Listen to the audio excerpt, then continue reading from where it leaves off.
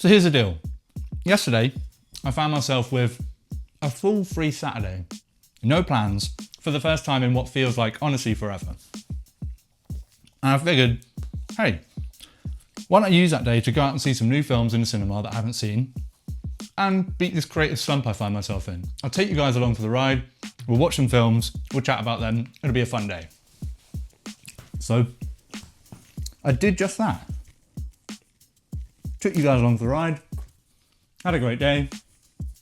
And then this morning, when I came to film some new pickup shots for the video, every video needs them, let's be honest, realised nothing had recorded to the SD card. Which, as you can imagine, was a very fun surprise for me. One which filled me with an immense amount of happiness and joy. He says sarcastically, it was a gut punch. So I sat here this morning and I thought, that's it then. That was a wasted day. I'm just gonna sit here and do nothing with the rest of my weekend. And then I remembered, it's a bank bloody holiday weekend here in the UK. I'd have to be in work on Monday. Sunday is just another Saturday. What am I doing with myself? I've got the whole day ahead of me.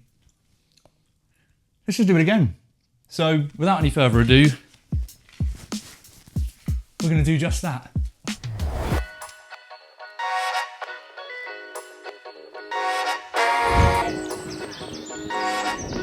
So on today's agenda, I think we're going to head over to Hoxton first, do a little tube to bus combo, we love to see it, and catch Materialists, and then we're going to try and catch Together somewhere, I think maybe Camden, but first, let's grab a little top decky seat and reflect crushingly on yesterday's fuck up. I think I know where I'm going, but I've never actually been to the Curzon Hoxton before, so this is a new cinema to tick off the list. We love to see it. The only thing I've actually heard about it is from my girlfriend who says it smells like hot dogs, so I guess we'll find out. The film started technically like 5-10 minutes ago, but obviously there's always like 25 minutes of trailers, so we should be good. But it always makes me a bit anxious, so I'm just gonna bolt it, I think, to the cinema now. Let's go. Hey, can I just get a ticket for Materialists at 11:40? Yeah, you've got time, you're all good. Perfect, yeah, I was rushing a bit. Yeah, you've got like 10-15s. Wicked, we love to hear it. Would you like anything to drink? Do you do iced coffees? Yeah, we do. Thank you very much. So far, lovely thoughts in the cinema. We've got the ticket, secured the goods for Materialists. Time on here is technically like 10 minutes ago. She assures me I haven't missed anything. Let's go check it out and see what it's like. Also, we've got a nice coffee in a jar, things we love to see. Right, so Materialists, first of the day. I'm gonna level, guys. I think that might have been a miss from Celine Song. Wasn't a big fan of that. I just felt very aware that I was watching it, kind of in essence the same scene over and over for a little bit. Like it felt like a film of characters just explaining and dissecting each other's value and worth to each other over and over. And that's the point of the film, right? That's the thesis of the film. It's about the worth we put on ideals, I suppose, and kind of, well, it's in the name, materialist, right? It just never really felt like it evolved out of its thesis to me, and it felt like, as a result, it was just characters saying and doing things that served that thesis and then ending. And you know what, I liked the ending in so much as it wraps a neat bow, and it, in a kind of like romantic, it's not a rom-com really, but in a rom-com way where it's sweet, it's warm. I think Celine Song has a nice, warm sort of style to her films, but I just didn't find any interest really in the way that she was saying it and doing it here. And I think actually, in an ironic way, a lot of it felt very reductive, whilst sort of, I suppose, critiquing, analysing how reductive our obsession with material worth is in society. I get it, it's the design of the film, it's the point of the film, but it doesn't make it any less, I don't know, overt and obvious and frustrating to me. So, bugged me. Wasn't a big fan of it. On to the next one, because I haven't actually checked the time, but okay, it's 2:10, and I think there's a showing of Together at Curzon Camden at 2:50. At about 20 minutes of adverts, at about 3:10. I don't know how long it takes me to get to Curzon Camden from here, but I'm going to check it out because I'd quite like to go see Together. But I also do need to grab some food because otherwise I'm going to be rumbly tummy boy in the cinema. And no one wants to be rumbly tummy boy in the cinema. Okay, it thinks I could do it in 40 minutes. Let's go get a sandwich and then let's go watch Dave Franco and Alison Brie do weird shit together. Oh, you know what also? Didn't smell of hot dogs in there, so I don't know what my girlfriend's talking about. I'm gonna have to pull that one up with her. Smelled quite nice, if anything. Lovely little cinema actually, Curzon Hoxton. Big fan of it. Right, I'm gonna jump on the overground, I think. Hop a few of those to get over to Camden to get to the Curzon there for together. By the way, this is not just an advert for Curzon. I have a membership there, which is why I'm going to those ones specifically before anyone thought, hey, why the Curzon glazing, huh? But before we jump on the overground, we're gonna go Sainsbury's and we're gonna grab a meal deal, and it's the only meal deal worth getting. The VLT plus Ribena Light plus Walker's Sensations Thai Sweet Chili. I don't want to hear any other alternate meal deal options because you're all wrong. That's the best one to do. We're gonna go get that, put it in my belly, jump on a train, go watch another film. No. Okay, devastating change of plans. Sainsbury's had a battering of a selection of meal deals and as such had no VLT. So I've made the pivot to a hot sausage roll. I know there's a big Sainsbury's on Camden side, but I don't know how much time I'm gonna have to rush through that. As we all know, big Sainsbury's is harder to navigate than Sainsbury's local. This really has thrown a spanner in the works of the day, but I'm determined to get my VLT and Ribena Light and crisps. Let's do it.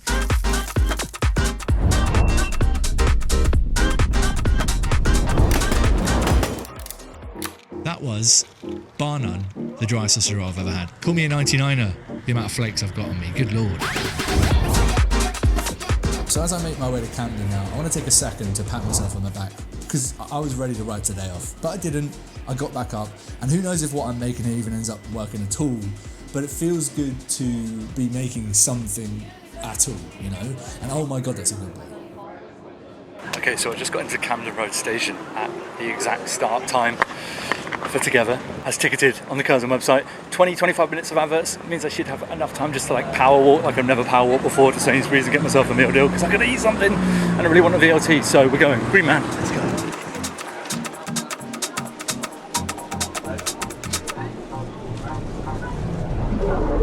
You're joking me. Right, so apparently every Sainsbury's in London just doesn't have meal deals today, completely out. So, I mean, I've got like 5 minutes till this film's gonna start. I'm making a brace for it to the cinema. I'm just gonna raw dog it. No lunch, sausage roll have to do. Would I love the VLT, but that was apparently too much to ask. But let's see what Together has to offer. I hope, so it looks like a fun bit of body horror. And side note, Curzon Camden, one of my cutest favourite little cinemas in London, because it's entirely under railway line. So each of the screens is under its own little arch, which means it's like by default super intimate, like 3 rows. It's lovely stuff. Can I just get a ticket for Together at £2.50? Yeah, of course. Just the one, yeah? Yeah, just the one, thank you. Okay, your seats are taken. Perfect. Can I just go B8? Perfect. Amazing. Thank you.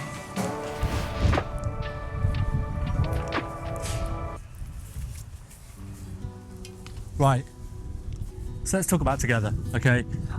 I'm going to be honest, I feel like this might have been a day of disappointments, and that's okay, these things happen, but man, I feel like that was such a film of, I kind of want to say like wasted potential. It feels like a strong thing to say, but I don't know, it's one of those films where I like the ideas more than I like the execution, and I feel like there's a big trend at the moment of doing big, zany, wacky stuff in horror, and almost like using that to get away with not doing a huge amount else, and this film was a big example of that for me. I kept kind of waiting for it to do something more, and maybe that's unfair on it, maybe that's me bringing my own expectations to it, but I definitely feel like it's a film that doesn't fully lean into what it needs to lean into to earn the stuff it's trying to do, right? There's a really weird switch halfway through, which I just knew was coming, and it was almost like the film couldn't wait to get to it, which was the lines suddenly get very quirky and big, and they suddenly get very pointed, and you know, Alison Brie has a couple of like one-liners, and they just sort of come out of nowhere in a way which is like, okay, yeah, this is a film that's trying to do this, and that's fine. It's entertaining for that, I suppose. Like, I didn't hate it, and I like the way it just looks, but it didn't all come together. It felt very clunky. I don't know if that just came up on camera, but a couple of kids just came by with toy guns just saying kill them all, which not quite the no-go London zones that the media's been telling me. So you know what, let's not waste any more time in Camden. I'm reminded, even though this is a cute cinema, and I really like hers in Camden, and I like the spot that it's in, I suppose, I'm reminded of how much I'm not a huge fan of Camden anymore. Just very busy. I need to eat some food. I've only had a sausage roll. That ain't good, man.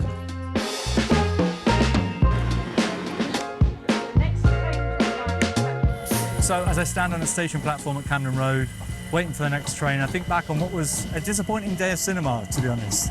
I'm not sure why I'm talking like a BBC documentary. Yeah, two pretty fine films, but big disappointments. Let's head home, make some food, chat about yesterday's films, because they were much more exciting. I'd also like this video to act as a call out to Sainsbury's for their lack of meal deal options today. You've left me immeasurably damaged.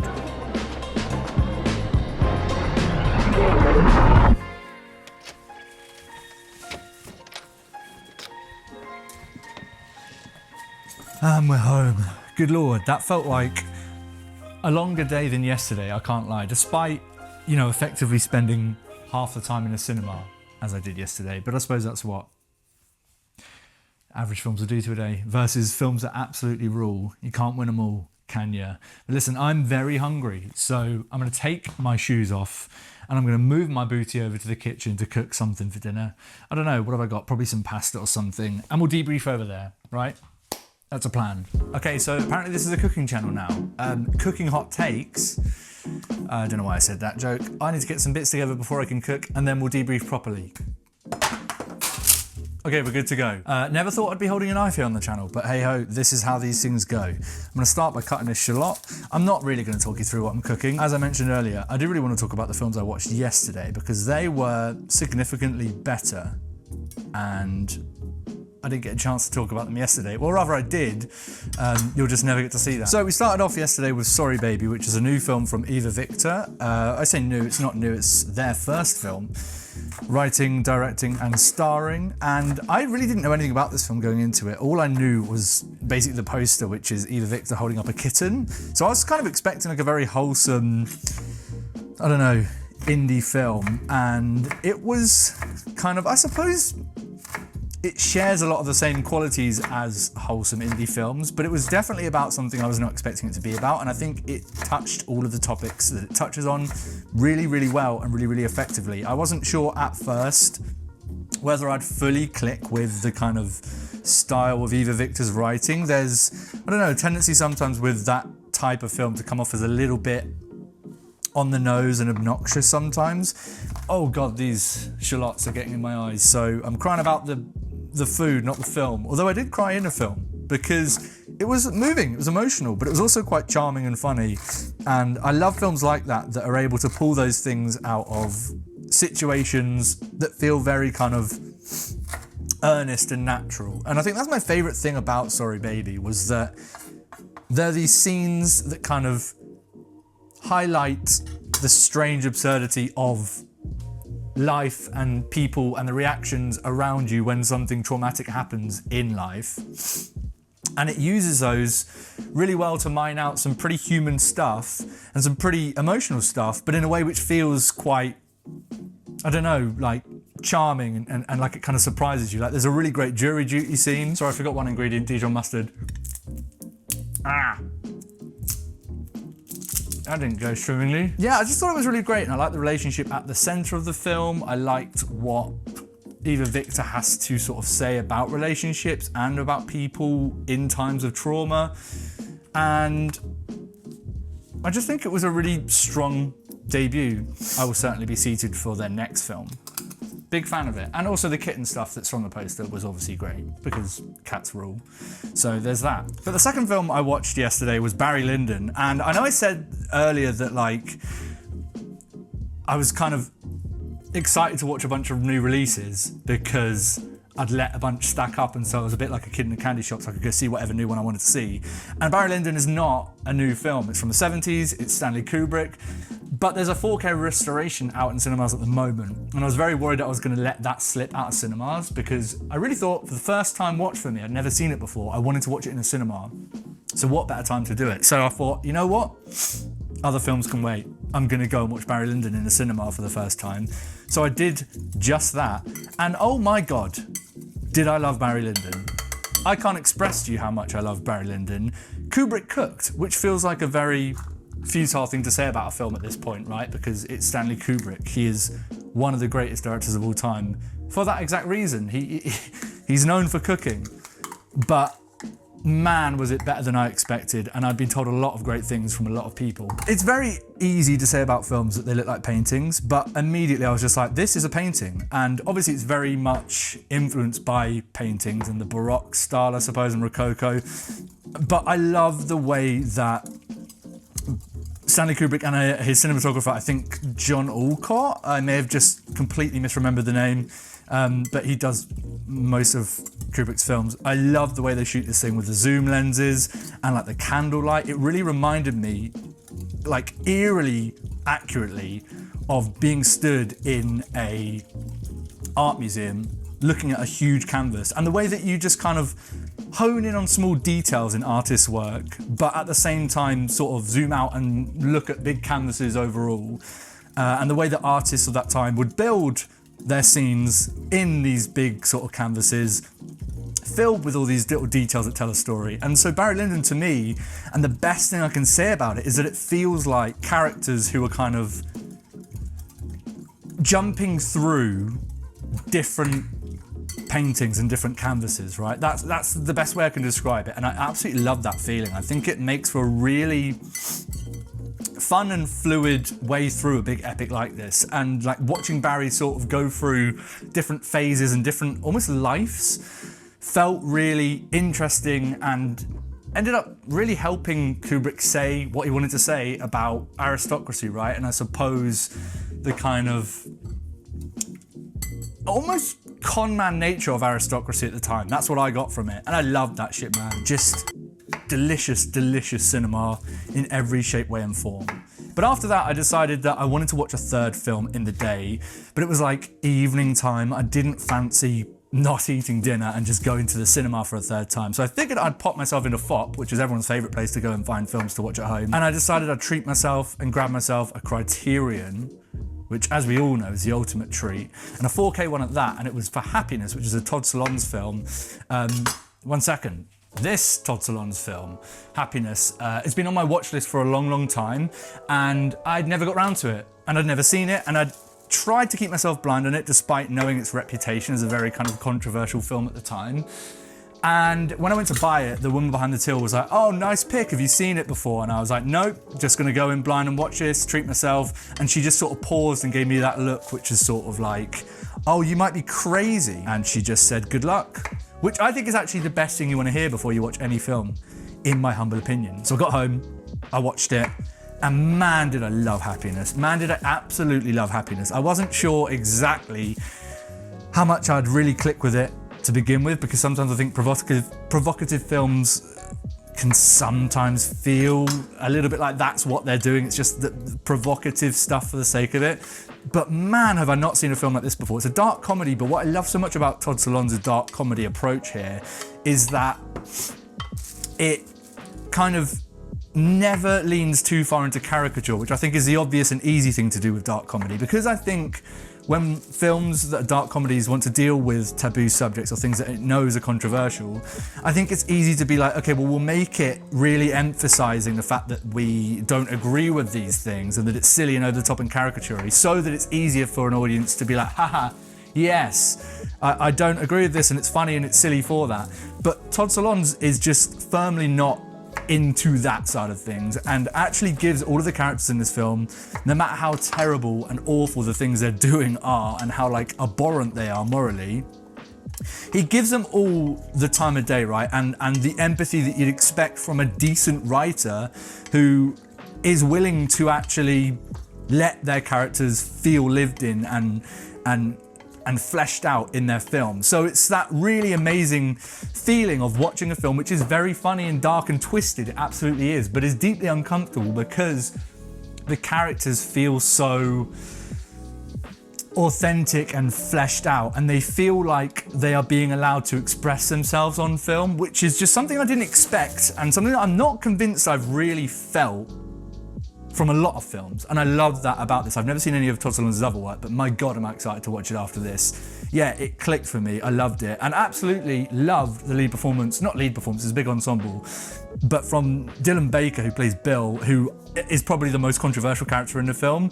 I truly cannot express how much I just loved his character, not his character really in terms of what he's doing, but his character in terms of the performance and the things that come out of that. Because my God, some of the scenes in the latter half of this film with Dylan Baker in and with his character of Bill were just like a whiplash of emotions, like funny, twisted, horrible, and then deeply moving and sad, right? And I think that is an unbelievably difficult balance of tones to get right as an actor and as a director and a writer, but he just nails it. Really phenomenal film.